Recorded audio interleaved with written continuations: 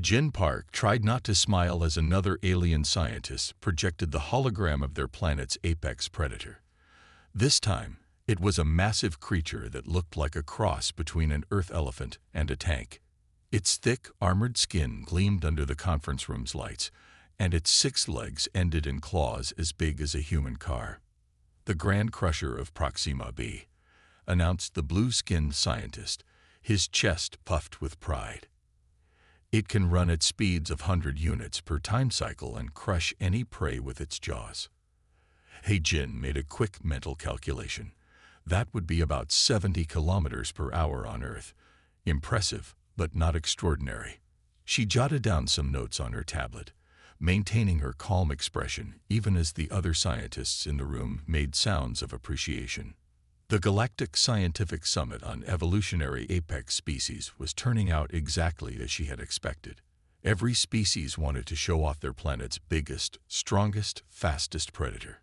It was like a cosmic show and tell, but with deadly creatures instead of toys.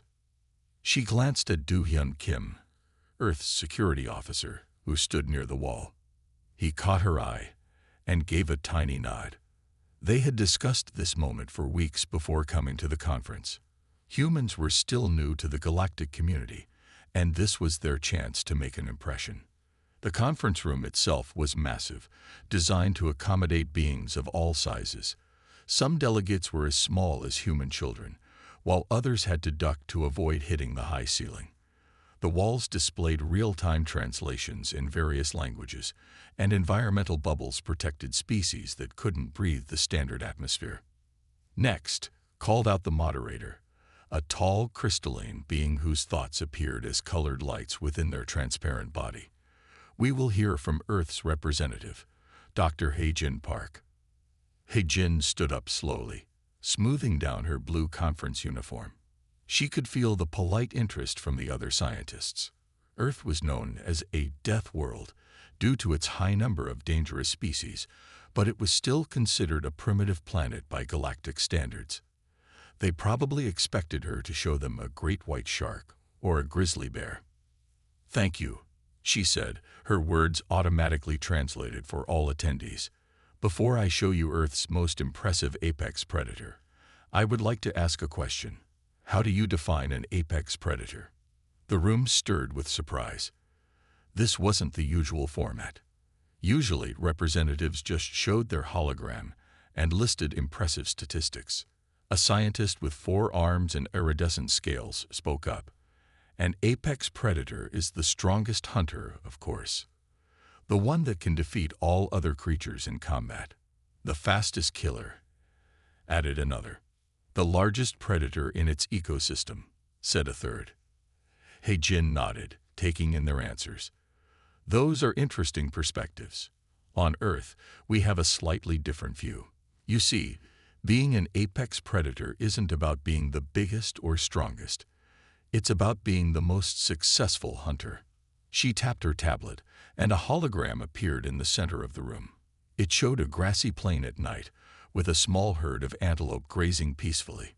"Watch carefully," she said. The aliens leaned forward, probably expecting a lion or tiger to burst onto the scene. Instead, the hologram zoomed in on something much smaller, something that was slowly moving through the grass. "What is that tiny creature?" asked one of the scientists, their tone dismissive. "This," Jin said, "is a cobra. Specifically, a black-necked spitting cobra, one of many species of cobra on Earth." The snake in the hologram was beautiful in its simplicity. About 2 meters long, with scales that gleamed in the moonlight. As they watched, it moved closer to the antelope herd with barely a whisper of movement. "But it's so small," protested the scientist who had presented the Grand Crusher. "How could this be an apex predator?" Jin held up her hand for patience. In the hologram, one of the antelope had wandered a bit too close to where the cobra was hiding. The snake's head rose from the grass, hood flaring. Before the antelope could react, the cobra had struck, its fangs sinking into the much larger animal's leg. The antelope kicked and ran, and the cobra slithered away in the opposite direction. "That's it?" someone asked. It didn't even kill its prey. "Watch," Heijin said quietly. The hologram followed the antelope as it ran with its herd, but within minutes it began to slow down. Its steps became unsteady. Finally, it collapsed. The antelope died within 30 minutes, Heijin explained. The cobra didn't need to chase it, didn't need to fight it, didn't need to be bigger or stronger. It just needed one bite. The room had gone very quiet. "But that's not fair," said one of the scientists. "It used poison." Heijin smiled. "Venom, actually. And that's exactly the point. Evolution on Earth didn't care about fair. It cared about success. The cobra's venom is one of the most efficient killing methods ever evolved on our planet. It can kill creatures hundreds of times its own size with just a small amount of venom." She expanded the hologram to show the cobra's internal anatomy. The cobra's venom is a complex mixture of neurotoxins and cytotoxins. It attacks the nervous system and destroys tissue at the cellular level. But what makes it truly remarkable is its delivery system. The hologram zoomed in on the cobra's fangs and venom glands. These fangs are like hypodermic needles, designed to inject venom deep into the prey's tissue. The cobra can control how much venom it injects, and some species can even spit their venom with remarkable accuracy, targeting the eyes of threats up to 2 meters away. One of the smaller aliens raised an appendage. "But surely your planet has more impressive predators. We have heard of your sharks and bears." "Ah," Heijin said, "but that's where you're misunderstanding what makes an apex predator. A great white shark needs to be big because it hunts in the open ocean. A bear needs to be strong because it has to fight and overpower its prey. But the cobra achieved the same result, becoming an apex predator through efficiency rather than size or strength." She changed the hologram to show a cobra facing off against various larger predators. A cobra can kill a lion with one bite. It can kill an elephant with one bite. It can even kill humans with one bite, though we have developed antivenoms. In terms of energy efficiency and success rate, the cobra is one of the most perfectly evolved predators on Earth. Do-hyun stepped forward slightly, adding his own perspective.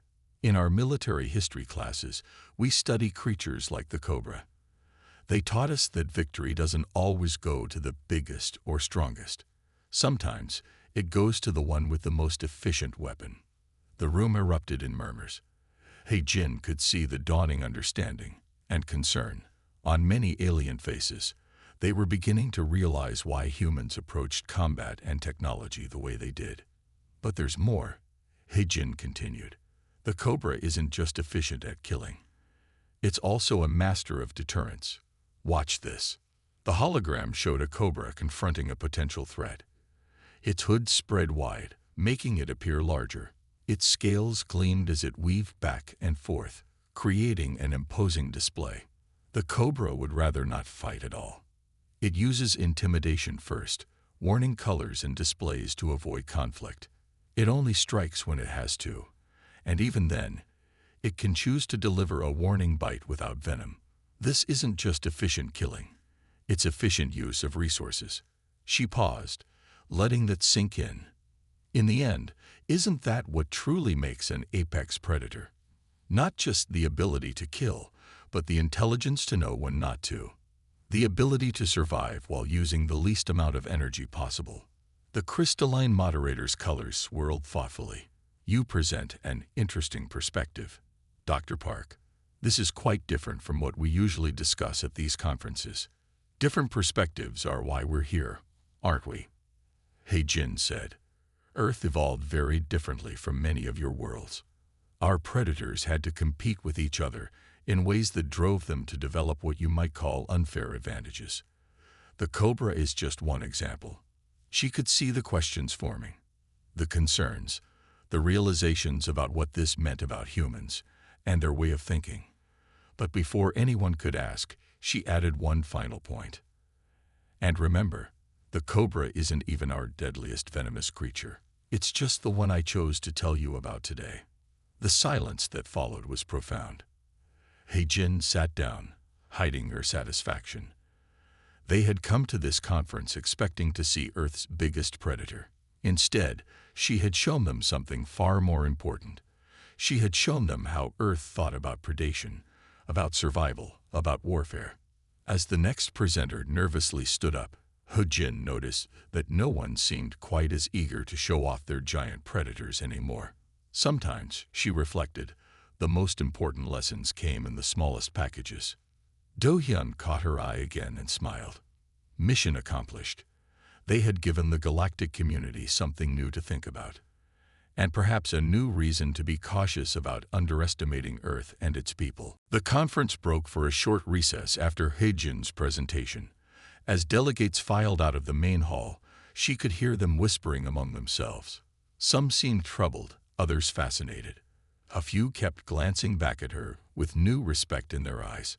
Sang-Ni Lee, He-Jin's research assistant, hurried over with a tablet full of data. Dr. Park, the neural interface is ready for the detailed demonstration. Should we set up now? He-Jin nodded, checking the time on her wrist display. Yes, we have 20 minutes before the next session. That should be enough time to calibrate the system. Do-hyun moved closer, his security uniform marking him as Earth's official protector. Several delegates have requested private meetings after the demonstration. The Galactic Council seems particularly interested. Of course they are, He-Jin said with a small smile. We just showed them that their basic understanding of predation might be too simple. Scientists love having their assumptions challenged. As they prepared the neural interface device, more delegates began returning early to the conference hall. Word had spread about the upcoming demonstration, and no one wanted to miss it. Even the cleaning drones seemed to work more slowly, their sensors turned toward the Earth delegation's preparation. The neural interface was a gift from one of Earth's new alien allies.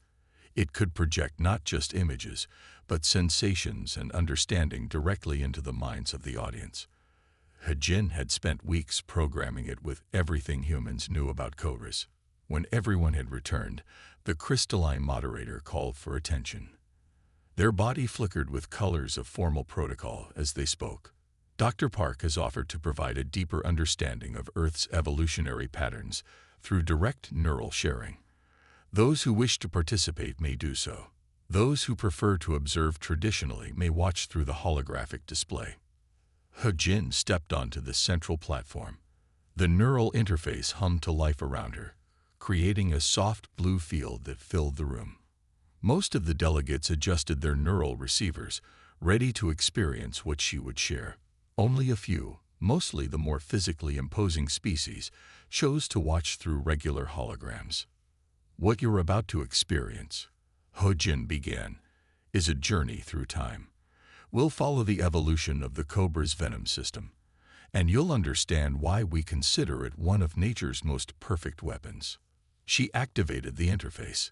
The room disappeared, replaced by a prehistoric Earth landscape. The delegates found themselves experiencing the world through the body of an ancient snake ancestor. This was Earth, 200 million years ago, He-Jin's voice explained. Our ancestor is a small reptile, barely venomous. Its fangs can only produce a mild irritant, useful for subduing small insects. They felt the ancient snake's hunger, its constant search for food. Then came the first major shift, a mutation that made the venom slightly stronger. Suddenly, slightly larger prey became available. Evolution is driven by survival advantages, He-Jin continued. Each small improvement in the venom system gave these ancestors access to more food sources. But here's where it becomes fascinating. The scene shifted forward in time.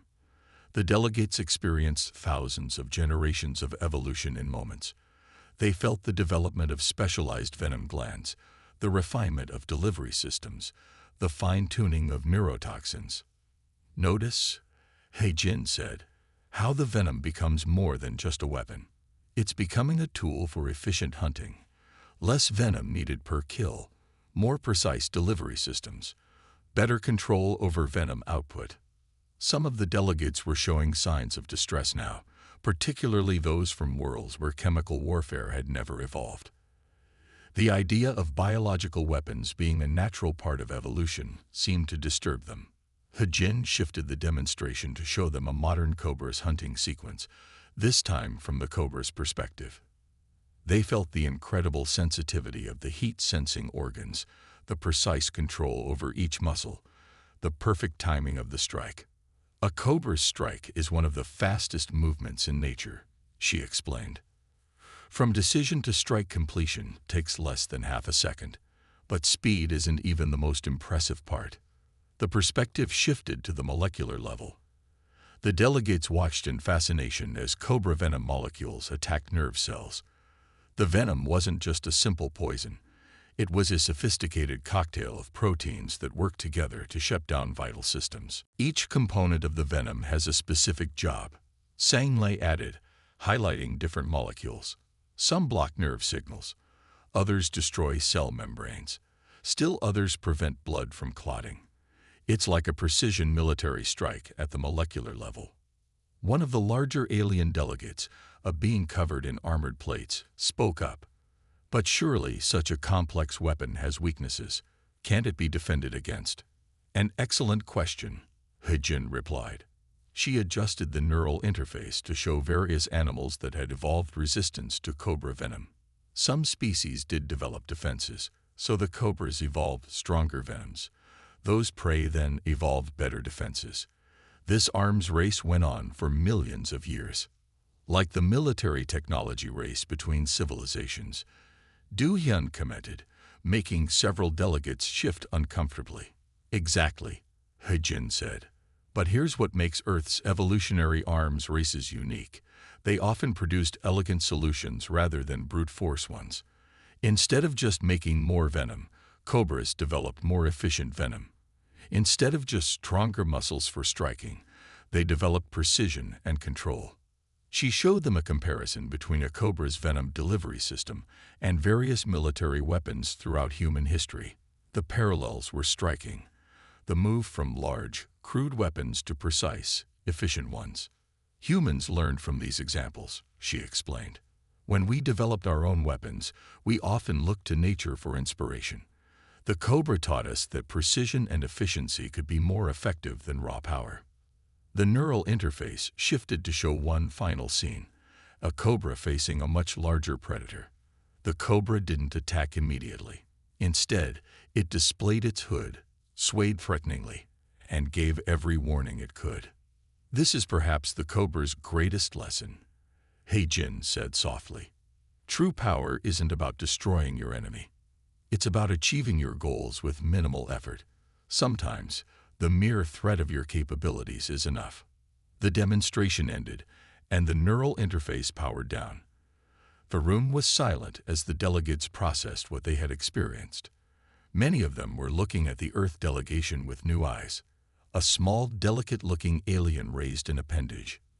Dr. Park, you said the cobra wasn't even your deadliest venomous creature. What did you mean by that? Hejin smiled.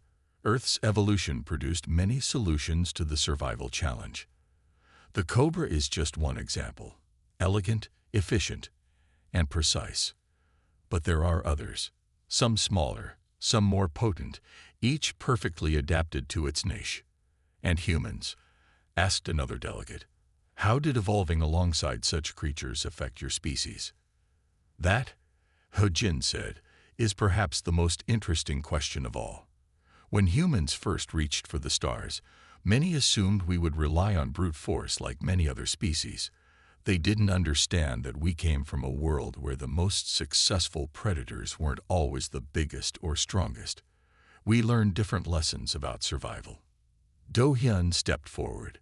In our first space battles, other species expected us to build the biggest ships with the strongest weapons. They didn't expect precision strikes, specialized countermeasures, or efficient targeting systems.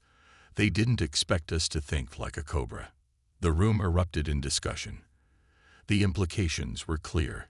Humanity's approach to technology, warfare, and survival had been shaped by their dangerous homeworld in ways other species were only beginning to understand. As the delegates debated among themselves, Sang-Mai leaned close to Hejin. Do you think they understand now about why Earth produces such efficient fighters and scientists? He Jin watched the aliens discussing what they had learned, some excited, some worried, all of them thinking in new ways. They're beginning to, and that understanding will change how they interact with us. The crystalline moderator's colors swirled with deep thought as they announced the next session. But Hu Jin noticed that no one seemed eager to show off their giant predators anymore. Sometimes, the most profound lessons came from the most unexpected teachers, even if that teacher was a simple snake from a distant planet called Earth. The afternoon session of the conference took an unexpected turn. Instead of more presentations about giant predators, the delegates wanted to learn more about Earth's evolutionary history. He Jin found herself at the center of attention as species after species asked questions about Earth's dangerous creatures. "If I understand correctly," said a tall, feathered being from a low-gravity world, "your planet created hundreds of different venomous species. Not just this Cobra." He Jin nodded, pulling up a new hologram. Earth's evolutionary process created many different types of venom. Each one is specially designed for its user's needs. Sang-me stepped forward with her data tablet, adding to the explanation. Take spiders, for example. Some make venom that dissolves their prey from the inside. Others create toxins that paralyze. Each one is a different solution to the same problem: how to eat and survive. The delegates murmured among themselves. A small glowing creature floated closer to the display. But why did Earth develop so many deadly creatures? Our world has large predators, but none with such efficient killing methods. Do Hyun, who had been quietly watching from his post, spoke up. It's because Earth never stops competing. Every time one species develops a defense, another finds a way around it. We call it an evolutionary arms race. Hajin expanded the hologram to show Earth's history. Look at this timeline. When early snakes developed basic venom, their prey started developing resistance. The snakes then made stronger venom. The prey developed better resistance. This cycle continued for millions of years. The crystalline moderator's colors shifted with interest. This explains much about human behavior. You come from a world where chemical warfare is natural. Not just chemical warfare, Sang-me corrected, bringing up new data. Earth's creatures developed all kinds of weapons. Electric eels can generate powerful shocks. Bombardier beetles make explosives inside their bodies. Box jellyfish have venom that can kill a human in minutes. The room grew quiet as this information sank in. Jin could see the moment when many delegates finally understood why humans were so different from other spacefaring races. Your species, said one of the larger aliens, grew up on a planet where everything was trying to kill everything else in the most efficient way possible. Yes, Jin said simply. And we learned from all of them. She brought up a new display showing the evolution of human technology. When we made our first weapons, we copied nature. When we developed medicines, we studied natural toxins. When we created military strategies, we looked at how Earth's predators hunted. Do Hyun added, that's why human weapons seem so strange to other species. We don't just make things bigger or stronger. We look for the most efficient way to win. A small alien with multiple eyes raised several appendages. But surely this made your species aggressive and violent. Jin smiled. Actually, it taught us to be careful and respectful. When you grow up in a world where a tiny snake or spider can kill you, you learn not to underestimate anything. You learn to study your enemies carefully. You learn that size and strength aren't everything. She changed the hologram to show a cobra again, but this time alongside other Earth creatures. The Cobra isn't special because it's deadly. It's special because it's efficient. It uses just enough venom to do the job. It warns before it strikes. It only fights when it has to. Like humans, Sang-me added, we prefer to solve problems without fighting. But if we must fight, we use everything we've learned from our world. One of the delegates who had earlier shown off a massive predator spoke up. Is this why human ships are so small compared to other species? We thought you lacked resources, but But we learned from the Cobra. Du Hyun finished. Why build a massive warship when a smaller, faster one with precise weapons can do the job? Why waste energy and resources? He-Jin brought up a comparison of various space combat strategies. Other species focus on building bigger ships with stronger weapons. We focused on developing efficient targeting systems, specialized countermeasures, and precise strike capabilities, just like the Cobra's venom delivery system. The crystalline moderator's colors swirled with deep thought. This changes many of our assumptions about human technological development. We thought you were behind other species, but you were simply developing in a different direction. Exactly, He-Jin said. Earth taught us that survival isn't about being the biggest or strongest. It's about being the most adaptable, the most efficient, the most precise. She paused, letting that sink in before continuing. The Cobra isn't Earth's deadliest creature because it can kill quickly. It's deadly because it's perfectly evolved for its role. Every part of it, from its venom to its warning display, is refined by millions of years of evolution. Sang-me pulled up new data showing the chemical structure of various Earth toxins. When we started exploring space, many species thought we were primitive because we didn't focus on size and power. They didn't understand that we came from a world where the most successful creatures were often the ones with the most refined weapons. A delegate from a peaceful world raised a trembling appendage. Does this mean humans are naturally more dangerous than other species? No, He-Jin said firmly. It means we understand danger better. We respect it. We know that true power isn't about size or strength. It's about efficiency, precision, and control. Do Hyun stepped forward. Think about the Cobra again. It doesn't want to fight. It gives warnings. It uses displays to avoid conflict. But if it must fight, it fights to win. That's the lesson Earth taught us. The room fell silent as the delegates processed this information. He-Jin could see them reassessing their understanding of humans and Earth. One final question. The crystalline moderator said, their colors shifting rapidly. You mentioned that the Cobra isn't even your deadliest creature. What is? He-Jin smiled. That's an interesting question. By pure toxicity, it's probably a tiny octopus that fits in the palm of your hand. By hunting success rate, it might be a small spider. By evolutionary influence, it could be a simple bacteria.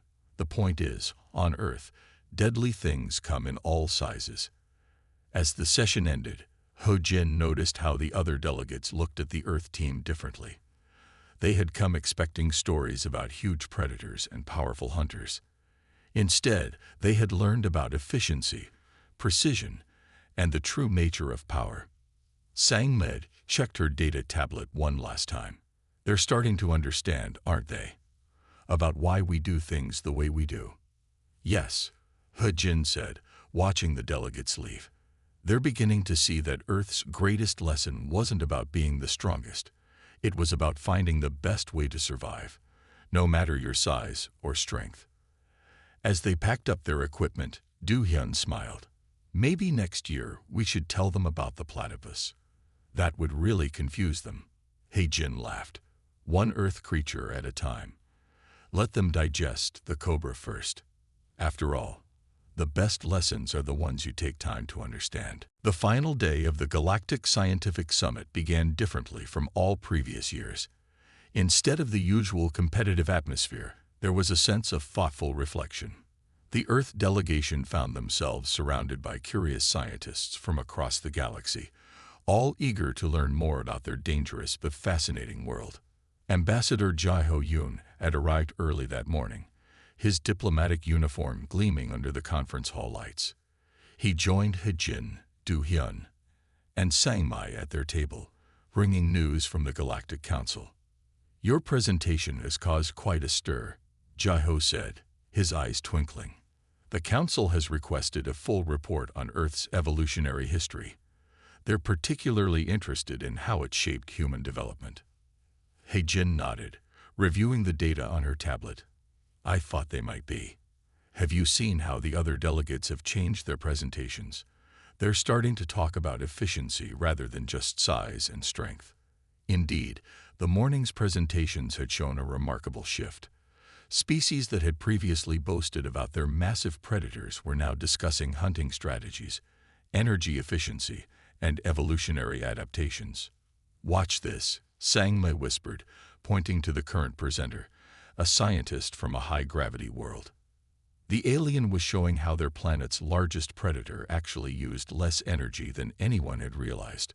"We always focused on its size," the presenter said, "but after yesterday's revelation about the Cobra, we studied its hunting patterns more carefully. The creature uses gravity and terrain to its advantage, much like Earth's snakes use venom." Do-hyun smiled. "They're starting to understand. It's not about the weapon you have, but how well you use it." The crystalline moderator called Ho-Jin to the platform one last time. "Dr. Park, many delegates have requested more information about how humans adapted to living among such efficient predators. Would you share your insights?" Ho-Jin stood, feeling the weight of hundreds of alien eyes upon her. The neural interface hummed to life one final time, but now she used it to show everyday life on Earth.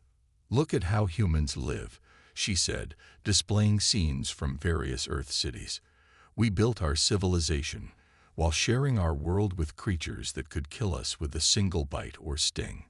This taught us something valuable: respect." The images showed humans carefully checking their shoes before putting them on, looking before reaching into dark spaces, studying their surroundings before settling in new areas. "We learned to be cautious," she continued. "We learned to study and understand before acting. When we met creatures like the Cobra, we didn't just try to destroy them. We studied them, learned from them, and even found ways to use their venom to make medicines." Ambassador Jaho stepped forward. "This approach shaped our first contact protocols as well. When humans reached space, we didn't assume we were the strongest or most advanced. We knew from experience that even small, seemingly harmless things could be dangerous." Sangme brought up new data showing human technological development. "Look at our progress in space technology. We didn't build the biggest ships or the most powerful weapons. Instead, we focused on efficiency, adaptability, and precision, just like the creatures we evolved alongside." A delegate from a warrior species spoke up. "But how did living in such constant danger not make you aggressive? How did you maintain peace among yourselves?" Jin smiled. "Because Earth taught us another important lesson: cooperation. When every part of your world can potentially kill you, you learn to work together. You learn that survival isn't just about being dangerous. It's about being smart, being careful, and helping each other." The hologram showed scenes of humans working together, scientists developing antivenom, doctors treating snake bites, communities teaching children about dangerous creatures. "The Cobra didn't just teach us about efficient weapons," Do-hyun added. "It taught us about deterrence, about using displays and warnings to avoid conflict, about only fighting when necessary." Ambassador Jaho nodded. "This is why human diplomatic strategies often confuse other species. We don't try to intimidate with shows of force. Instead, we prefer clear communication, mutual understanding, and careful respect, just like the Cobra's warning display." Jin brought up one final image, a split screen showing a Cobra's hunting process alongside a human spacecraft's precision targeting system. "Look at the similarities: the careful approach, the efficient use of energy, the precise application of force. We didn't copy the Cobra deliberately. We evolved thinking this way because it worked." The crystalline moderator's colors shifted in a pattern that indicated deep understanding. "You're saying that Earth's dangerous environment didn't make humans more dangerous. It made them more thoughtful." "Exactly," Jin said. "When you live in a world where size and strength aren't always advantages, you learn to think differently about power. You learn that true strength comes in many forms." Sangme displayed a final set of data. Earth's history is full of examples where smaller, more efficient solutions won out over bigger, stronger ones. Our technology followed the same pattern. We didn't need to make everything bigger. We made it better. The conference hall fell silent as the delegates processed this final revelation. Many were looking at their own technology with new eyes, wondering what they might have missed by focusing only on size and power.